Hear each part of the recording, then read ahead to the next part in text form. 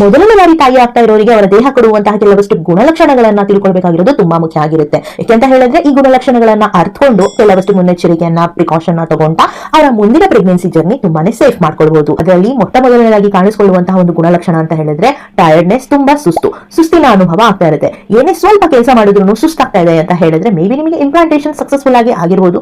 ಇದರ ಜೊತೆಗೆ ಹಸಿವು ಹೆಚ್ಚಾಗುತ್ತೆ. ಸೊ ನೀವು ತಿಂದ ಸ್ವಲ್ಪ ಹೊತ್ತಿಗೆ ಮತ್ತೆ ನಿಮಗೆ ಹಸಿವಿನ ಅನುಭವ ಆಗ್ತಾ ಇದೆ ಅಂದ್ರೆ ಮೇ ಬಿ ಇದು ಕೂಡ ಒಂದು ಒಳ್ಳೆ ಸೈನ್. ಯಾಕೆ ಅಂತ ಹೇಳಿದ್ರೆ ಈ ಸಮಯದಲ್ಲಿ ಹೈ ಆಗಿ ಪ್ರೊಜೆಸ್ಟ್ರಾನ್ ನಿಮ್ಮ ಬಾಡಿನಲ್ಲಿ ಉತ್ಪತ್ತಿ ಆಗ್ತಾ ಇರುವಂತಹ ಕಾರಣದಿಂದ ನಿಮಗೆ ಹಸಿವಿನ ಅನುಭವ ಕೂಡ ಜಾಸ್ತಿ ಆಗುತ್ತೆ. ಮೂಡ್ ಸ್ವಿಂಗ್ಸ್ ನ ಮೇಲೆ ನೀವು ಗಮನ ಕೊಡಬೇಕು. ಸ್ವಲ್ಪ ಹೊತ್ತಿಗೆ ನಿಮಗೆ ನಗು ಬರ್ತಾ ಇದ್ರೆ, ಸ್ವಲ್ಪ ಹೊತ್ತಿಗೆ ನಿಮಗೆ ಕೋಪ ಬರುತ್ತೆ, ಇನ್ನು ಸ್ವಲ್ಪ ಹೊತ್ತಿಗೆ ನೀವು ಅಳ್ತಾ ಇರ್ತೀರಾ. ಈ ರೀತಿ ನಿಮಗೆ ಮೂಡ್ ಸ್ವಿಂಗ್ಸ್ ಆಗ್ತಾ ಇದ್ರೆ ಇದು ಕೂಡ ಈ ಒಂದು ಇನಿಷಿಯಲ್ ಡೇಸ್ ಅಲ್ಲಿ ಪ್ರೆಗ್ನೆನ್ಸಿಯಲ್ಲಿ ಬರುವಂತಹ ಒಂದು ಸಾಮಾನ್ಯ ಲಕ್ಷಣ ಅಂತಾನೆ ಕನ್ಸಿಡರ್ ಮಾಡಬಹುದು. ಪದೇ ಪದೇ ನಿಮಗೆ ಏನಾದ್ರೂ ಯೂರಿನ್ ಪಾಸ್ ಮಾಡಬೇಕು ಅನ್ನುವಂತಹ ಅರ್ಜ್ ಏನಾದ್ರೂ ಆಗ್ತಾ ಇದೆಯಾ, ಸೊ ಇದು ಕೂಡ ಒಂದು ಗುಣಲಕ್ಷಣ ಆಗಿರುತ್ತೆ. ಯಾವ್ದಾದ್ರು ಒಂದು ಪರ್ಟಿಕ್ಯುಲರ್ ಫುಡ್ ಅಂದ್ರೆ ಅಡಿಗೆ ನಿಮ್ಮ ಮನೆಯಲ್ಲಿ ಮಾಡ್ತಾ ಇದ್ದಾರೆ ಅಂತ ಹೇಳಿದ್ರೆ ಒಂದು ವಾಸನೆ ನೀವು ತಗೊಂಡಾಗ ನಿಮಗೆ ವಾಕರಿಕೆಯ ಅನುಭವ ಕೂಡ ಆಗಬಹುದು. ಹಾಗೆ ತುಂಬಾ ಜನ ಮಹಿಳೆಯರಿಗೆ ಇಂಪ್ಲಾಂಟೇಷನ್ ಸ್ಪಾಟಿಂಗ್ ಅಥವಾ ಬ್ಲೀಡಿಂಗ್ ಅಂತ ಹೇಳ್ತೀವಿ. ಇನಿಷಿಯಲ್ ಡೇಸ್ ಅಲ್ಲಿ ಭ್ರೂಣ ಹೋಗಿ ಗರ್ಭಕ್ಕೆ ಅಂಟುವಾಗ ಅದು ಅಲ್ಲಿ ಸ್ವಲ್ಪ ಕೊರೆತ ಮಾಡುತ್ತೆ, ಡಿಗ್ಗಿಂಗ್ ಮಾಡುತ್ತೆ. ಹಾಗಾಗಿ ಅಲ್ಲಿನ ಒಂದು ಟಿಶ್ಯೂ ಸ್ವಲ್ಪ ಬ್ರೇಕ್ ಆಗುತ್ತಲ್ವಾ, ಅದು ನಿಮಗೆ ವಿಜಯನದ ಮೂಲಕ ಬರುತ್ತೆ. ಅದು ನಿಮಗೆ ಇಂಪ್ಲಾಂಟೇಷನ್ ಸ್ಪಾಟಿಂಗ್ ಅಥವಾ ಇಂಪ್ಲಾಂಟೇಷನ್ ಬ್ಲೀಡಿಂಗ್ ಅಂತ ಹೇಳ್ತೀವಿ. ಇದರಲ್ಲಿ ಯಾವುದೇ ರೀತಿಯ ನಿಮಗೆ ನೋವಿನ ಅನುಭವ ಆಗಲ್ಲ, ಹಾಗೆ ಜಾಸ್ತಿ ಪ್ರಮಾಣದಲ್ಲಿ ಬ್ಲೀಡಿಂಗ್ ಕೂಡ ಕಾಣಿಸ್ಕೊಂಡಿರೋದಿಲ್ಲ.